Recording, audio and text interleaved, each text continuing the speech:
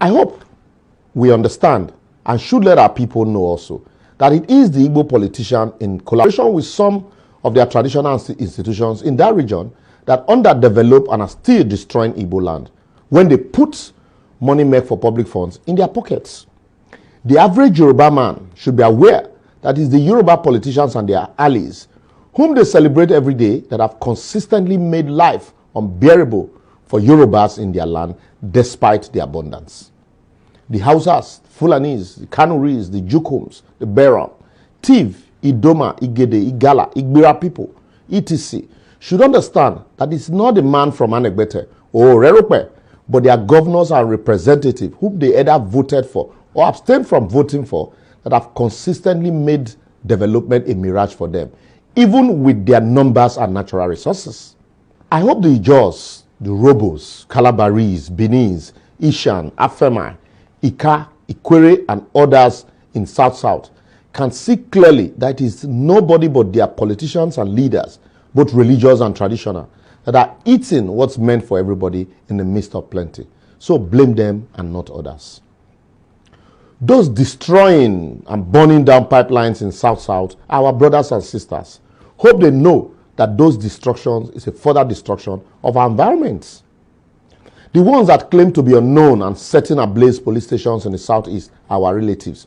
What do we tell them?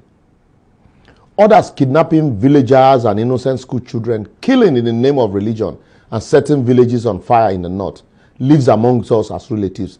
Apart from asking for amnesty and ransom for them, have we ever bothered to ask them to stop? And when they are arrested, do we insist that they be punished for their crimes? I leave you to be the answer to answer that question. That traditional ruler dishing out chieftaincy title to undeserving people because of money will look for who to blame but himself. The pastor and priest who sees Sunday sermons as opportunities to further fleece his gullible congregants is also blaming somebody somewhere for the rot that he represents. God loves a cheerful giver after all. Yet they buy private jets in the midst of hunger. The Islamic cleric who is negotiating with bandits and terrorists and those who are silent in the face of the killing simply because the killer shares a faith with them is also a problem and not a solution.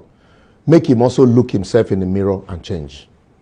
Those lawmakers who sees every budget passage as opportunity to pad and make money are our parents, relatives, and village people. What do we tell them when we meet with them in private? Do we say, give me my share, or bros, sis, represent the people well? I leave you to your conscience.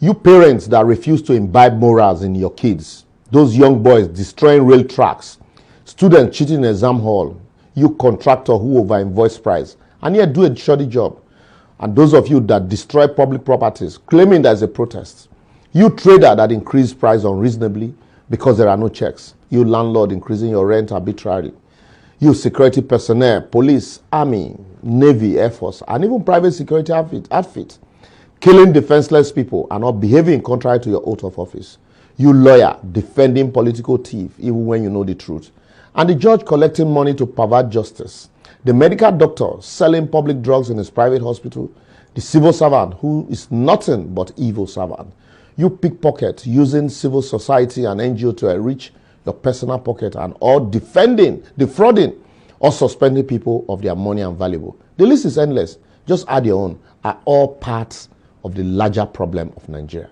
We are all not different from the people governing us, as our leaders and rulers are drawn from amongst us. And that's why it is said that those waiting to steal in government are more than those already stealing.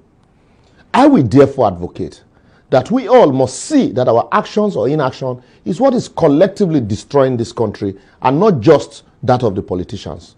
We do not need a sovereign national conference or dialogue to heal the land and tell ourselves the truth. What we need is a personal dialogue with ourselves, our conscience, and our maker. We can then elevate the discussion to local government, state level, and before we get to the national level, we would have all become the change ambassador that we so desire through our individual reorientation in our interaction with our people every day. For if our leadership problem were a national one, then they ought not to have been seen or replicated at the various state and local government level. It is indeed a personal problem, and the sooner we blame ourselves and start addressing them from within ourselves, the better. Otherwise, we can divide this country structurally, but the problem will still follow us to wherever we go. I blame myself, and from today, we make conscious effort to change and do it differently. What about you?